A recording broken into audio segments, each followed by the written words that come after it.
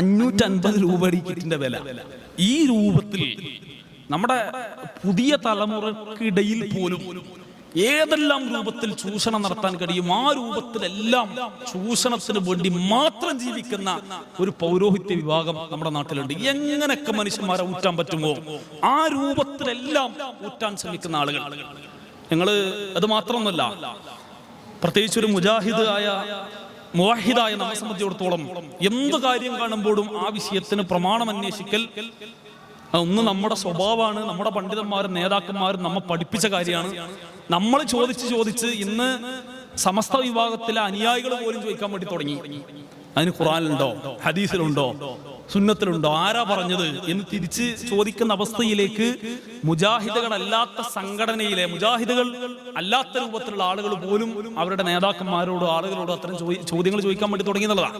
നമ്മൾ വാട്സപ്പിലൊക്കെ കാണും, ലാ ഇലാഹ ഇല്ലല്ലാഹ് യാ ഹയ്യു യാ ഖയ്യൂം 10 വട്ടം ചൊല്ലു, 10 ആൾക്ക് ഷെയർ ചെയ്യൂ, 10 മിനിറ്റിനുള്ളിൽ നിങ്ങൾക്ക് നല്ലൊരു വാർത്ത കേൾക്കാം. ഇങ്ങനെ കുറേ സാധനങ്ങൾ, ഒരുപാട് ജോലി വേണം, ഇത് 10 വട്ടം ചൊല്ലിക്കോളൂ.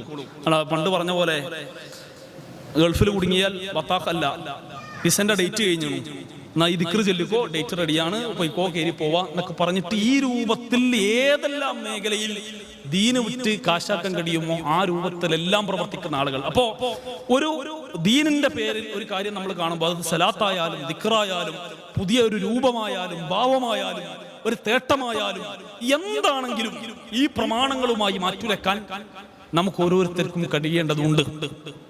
1 ഖുർആൻ, 2 സുന്നത്ത്, 3 ഇജ്മാ, 4 ഖിയാസ്.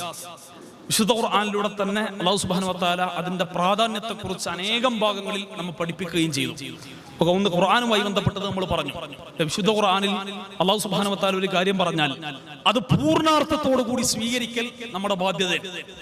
നമ്മുടെ ബുദ്ധിക്ക് യോജിച്ചിട്ടില്ലെങ്കിലും ഇപ്പൊ അങ്ങനെ കുറെ മെഡിസിനൊക്കെ പോയ കുട്ടികൾ ഇപ്പോൾ ഈ അടുത്ത ദിവസം അവിടെ തന്നെ ആലപ്പുഴ ഞാൻ കൊത്തുവ അറിയുന്ന മഹലിൽ ഒരു കുട്ടി ബാംഗ്ലൂരിൽ പഠിക്കാൻ വേണ്ടി പോയതാണ്, നഴ്സിംഗിന് വേണ്ടി. പഠിപ്പ് കഴിഞ്ഞ് തിരിച്ചെത്തിയപ്പോ നിസ്കാരമൊന്നുമില്ല. നാട്ടിൽ MSM ആയിരുന്നു, MSM പ്രവർത്തിച്ചിരുന്ന ആളായിരുന്നു. ബാംഗ്ലൂർ പോയി വന്നോടുകൂടി എന്തിനാ നിസ്കരിക്കുന്നത്, ദൈവമുണ്ടോ, അല്ലാഹ് ഉണ്ടോ, റബ്ബുണ്ടോ എന്ന് മാതാപിതാക്കളോട് ചോദിക്കുന്ന അവസ്ഥയാണ്. അവനോട് കല്യാണം കഴിക്കാൻ വേണ്ടി കല്യാണം കഴിക്കണ്ടോ, എന്റെ കാര്യങ്ങളൊക്കെ നടക്കുന്നുണ്ട്, എന്തിനാ കല്യാണം കഴിക്കേണ്ടതുണ്ടോ എന്ന് ചോദിക്കുന്ന മക്കളോട്, മാതാപിതാക്കളോട് തിരിച്ചു ചോദിക്കുന്ന മക്കൾ ജീവിക്കുന്ന ഒരു കാലഘട്ടം. അതുകൊണ്ട് തന്നെ ഈ വിഷയത്തിൽ നമ്മുടെ ബുദ്ധിക്ക് യോജിച്ചിട്ടില്ലെങ്കിലും പരിശുദ്ധ ഖുർആനിൽ റബ്ബ് ഒരു കാര്യം പറഞ്ഞാൽ, ഇപ്പൊ മൂസാ നബി വടി നിലത്തിട്ടപ്പോ പാമ്പായി, തിരിച്ച് പാമ്പിനെ പിടിച്ചപ്പോ വടിയായി.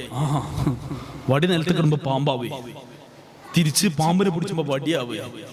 ചിലപ്പോ നമുക്ക് തോന്നിയേക്കാം നമ്മുടെ ബുദ്ധിക്ക് യോജിച്ചു എന്ന് വരില്ല. എന്നാൽ റസൂലുള്ളാഹി സ്വല്ലല്ലാഹു അലൈഹി വിശുദ്ധ ഖുർആനിൽ അല്ലാഹു സുബ്ഹാനഹു വ തആല ഒരു കാര്യം പറഞ്ഞാൽ അത് പൂർണ്ണാർത്ഥത്തോടു കൂടി സ്വീകരിക്കൽ നമ്മുടെ ബാധ്യതയാണ്. പല ആൾക്കാരും വരും, ഖുർആന്റെ ഒരു അരായത്ത് അല്ലെങ്കിൽ ഒരു മുറിയായത്ത് അല്ലെങ്കിൽ ഇറങ്ങിയ സന്ദർഭം പോലും മനസ്സിലാക്കാതെ യുദ്ധത്തിന്റെ സമയത്തിൽ ഇറങ്ങിയ ഒരു കാര്യം, അല്ലേ, നിങ്ങൾ മുശ്രിക്കീങ്ങളെ എന്ത് ചെയ്യണം, ഇസ്ലാമിന്റെ ശത്രുക്കൾ അഥവാ മുശ്രിക്കീങ്ങളെ ഒളിഞ്ഞിരുന്നു കൊണ്ട് അവന്റെ പെരടിക്ക് വെട്ടണം എന്ന ആയത്ത് ഖുർആനിലല്ലേ, ഇത് മാനുഷിക വിരുദ്ധമല്ലേ, ഇത് തീവ്രവാദമല്ലേ എന്നൊക്കെ ചോദിച്ച് പലരും വരും. എന്നാൽ പടച്ച റബ്ബ് ഖുർആനിൽ ഒരു കാര്യം പറഞ്ഞാൽ അത് അരയായാലും മുറിയായാലും അതിലൊരു മാനുഷിക വിരുദ്ധം ഉണ്ടാവില്ല, അത് തെറ്റാവില്ല എന്ന് ഏറ്റവും അടിസ്ഥാനപരമായി നമ്മുടെ വിശ്വാസം റെഡിയാക്കാൻ വിശുദ്ധ ഖുർആന്റെ വിഷയത്തിൽ കണിശമായ നിലപാട് സ്വീകരിക്കാൻ നമുക്ക് കഴിയണം. അത് ഇനിയുള്ള കാലഘട്ടത്തിൽ ഇപ്പൊ ചിലപ്പോൾ നിങ്ങൾക്ക് അതിന്റെ പ്രാധാന്യം മനസ്സിലായിന്ന് വരില്ല. കാരണം അങ്ങനെയല്ലോ, നമ്മുടെ കുടുംബത്തിൽ ഒരാളുണ്ടാവോളം നമുക്കത് വലിയ പ്രശ്നമാവൂല. ഇനി പ്രത്യേകിച്ചും പുതിയ കാലഘട്ടത്തിൽ ഈ രൂപത്തിലുള്ള പല ചർച്ചയിലേക്കും ആധുനിക സമൂഹം പോകുമ്പോൾ ഇതിനെക്കുറിച്ച് ചർച്ച ചെയ്യലും പഠിക്കലും നമ്മുടെ ബാധ്യതയാണ്. 1 ഖുർആൻ, 2 സുന്നത്ത്. നമ്മൾ എല്ലാ ഹദീസുകളും സ്വീകരിക്കാറുണ്ടോ? ഉണ്ടോ? എല്ലാ ഹദീസും നമ്മൾ സ്വീകരിക്കോ? ഇമാം ബുഖാരി തന്നെ ലക്ഷക്കണക്കിന് ഹദീസുകൾ ക്രോഡീകരിച്ചിട്ട് അതില് 6000 ശില്ലാനം 7000 താഴെ ഹദീസുകൾ മാത്രമാണ് അദ്ദേഹം രേഖപ്പെടുത്തിയത്. അപ്പൊ എല്ലാ ഹദീസുകളും സ്വീകരിക്കാൻ പറ്റുമോ? ഇല്ല. ഹദീസുകളിൽ സ്വഹീഹായ ഹദീസ് ആ സ്വഹീഹായത് തന്നെ റസൂലുള്ള പറഞ്ഞു എന്ന് സ്ഥിരപ്പെട്ടാൽ നമ്മുടെ ബുദ്ധിക്ക് യോജിച്ചിട്ടില്ലെങ്കിലും അത് സ്വീകരിക്കൽ ബാധ്യതയാണ്. അപ്പൊ സംസം വെള്ളം കുടിച്ചിട്ടില്ലേ? അല്ലേ? കുടിച്ചിട്ടുണ്ട്. സാധാ വെള്ളം കുടിച്ചിട്ടില്ലേ? രണ്ടും തമ്മിൽ എന്തെങ്കിലും സ്വയ വ്യത്യാസം ഉണ്ടോ? എന്തേ രുചി വ്യത്യാസം, മണം, നിറം? ചിലപ്പോൾ നമ്മൾ പറയും, ഓ സംസം സെറ്റാണ്, പവറാണ്, കുടിച്ചാൽ നല്ല എനർജിയാണ് എന്നൊക്കെ നമ്മുടെ സമാധാനത്തിന് വേണ്ടി നമ്മൾ പറയും.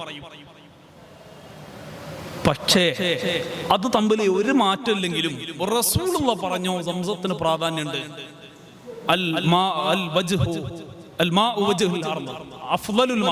ഭൂമി മുഖത്തെ ഏറ്റവും ശ്രേഷ്ഠമായ വെള്ളം എന്നാൽ മാഉ സംസം, അത് സംസം വെള്ളമാണ്. അതുപോലെ തന്നെ ശിഫാഉൻ വശറുബുൻ, നിങ്ങൾക്ക് അതിൽ നിന്ന് ദാഹശമനമുണ്ട്, അത് ഭക്ഷണമാണ്.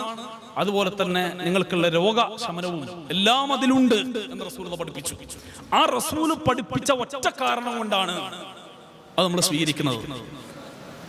അത് ശരിയാണ് എന്ന് നമ്മൾ വിശ്വസിക്കുന്നത്. എല്ലാ കാര്യവും അങ്ങനെ തന്നെ. അപ്പൊ ഖുർആനായി, സുന്നത്തായി, 3 ഇജ്മാ, 4 ഖിയാസ്. ഇജ്മാ എന്ന് പറഞ്ഞാൽ ലോകത്തുള്ള പണ്ഡിതന്മാരെല്ലാം ഒരു വിഷയത്തിൽ ഏകോപിച്ച് ഒരു അഭിപ്രായം, ഒരു വിഷയത്തിൽ ഏകോപിച്ച് ഒരു തീരുമാനമെടുത്താൽ, സാധാരണ പറയാറുള്ളത് അല്ലെ, അത് അപൂർവത്തിൽ അപൂർവമാണ്. എല്ലാ പണ്ഡിതന്മാർക്ക് എല്ലാ വിഷയത്തിലും അഭിപ്രായ വ്യത്യാസമാണ് എന്ന കാര്യത്തിൽ പണ്ഡിതന്മാർക്കൊക്കെ ഇജ്മാ ഉണ്ടെന്നാണ് സാധാരണ പറയാറുള്ളത്.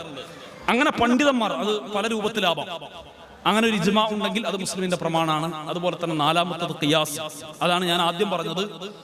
കള്ളു കുടിക്കാൻ പാടില്ല എന്ന് ഖുർആനിലുണ്ട്, പക്ഷെ കഞ്ചാവ് വലിക്കാൻ പാടില്ല എന്ന് ഖുർആനിൽ കാണാൻ പറ്റൂല. പിന്നെ കഞ്ചാവ് വലിക്കാൻ പാടില്ല എന്ന് നമ്മൾ പറയുന്നത് റസൂലുള്ളാഹി പറഞ്ഞു, കുല്ലു മുസ്കിരിൻ ഖംർ വ കുല്ലു മുസ്കിരിൻ ഹറാം. ലഹരി ഉണ്ടാക്കുന്നതെല്ലാം കള്ളിന് സമാനമാണ്, അതുകൊണ്ട് തന്നെ അതെല്ലാം ഹറാമാണ്. അപ്പൊ കഞ്ചാവിൽ എന്താ ഉള്ളത്? ലഹരിയാണ്. ഇനി ലോകാവസാനം വരെ എന്തൊക്കെ പേരിൽ എന്തൊക്കെ സാധനം ഇറങ്ങിയാലും ലഹരിയാണോ, അതിന് കള്ളിന്റെ ഹുക്കുമാണ്. കുല്ലു മുസ്കിരിൻ ഖംർ വ കുല്ലു മുസ്കിരിൻ ഹറാം. അപ്പൊ ഈ രൂപത്തിൽ നമ്മുടെ പ്രമാണങ്ങളെ ഏറ്റവും അടിസ്ഥാനപരമായി ശ്രദ്ധിക്കാനും ഈ വിഷയത്തിൽ ശ്രദ്ധ കേന്ദ്രീകരിക്കാനും നമുക്ക് ഓരോരുത്തർക്കും കഴിയേണ്ടതുണ്ട്. തൗഹീദിന്റെ വിഷയത്തിൽ വളരെ അടിസ്ഥാനപരമായി ഇപ്പോ ഒരു ജാഹിലിയത്ത്, ഉമർ ഇബ്നു ഖത്താബ് റളിയല്ലാഹു അൻഹു പറഞ്ഞൊരു വാക്ക് ശ്രദ്ധയാണ്. ജാഹിലിയത്ത് അറിയാത്ത ആളുകൾ ഉണ്ടാകുമ്പോഴാണ് ഈ കെട്ട് അടിഞ്ഞു പോകുന്ന, നമ്മൾ നല്ല ശക്തമായ ഒരു കെട്ട്, അതിലൊരു ഒരു ഒരു വള്ളി പൊട്ടിപ്പോയാൽ അതെങ്ങനെ ഉരിഞ്ഞു ചാടുന്നുവോ ആ രൂപത്തിൽ ഇസ്ലാം ആളുകൾക്കിടയിൽ നിന്ന് പോയിക്കൊണ്ടിരിക്കുന്ന ജാഹിലിയത്ത് അറിയണം.